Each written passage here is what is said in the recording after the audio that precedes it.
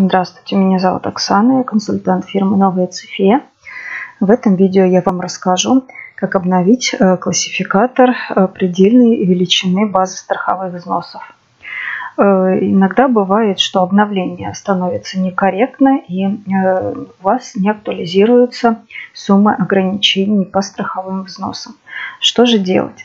Можно обновить с интернет-поддержки, если она у вас подключена в программе Камин 5.5 или 5.0, нажав на кнопку «Обновить веб-сервис». Но если поддержка у вас не подключена или у базы какие-то ограничения в сетях, то обновить классификатор можно только подгрузив из файла. Где же найти данный файл? Данный файл можно найти, опять же, перейдя на страничку своей техподдержки, либо зайдя на портал 1с.ру под логином и паролем вашей учетной записи. Переходим по разделу «Обновление программ».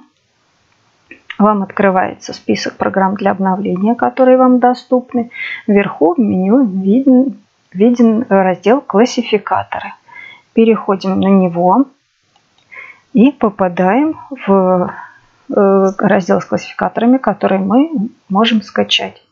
Ищем предельные базы страховых взносов, отмечаем галочкой, нажимаем кнопку «Скачать».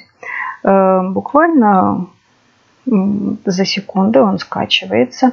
Обязательно не распаковывайте классификатор, поскольку загружается он именно в архивном формате.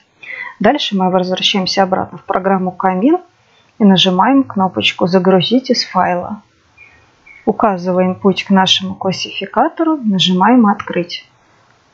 Все базы для страховых взносов обновлены. Давайте с вами проверим и перейдем в регистр.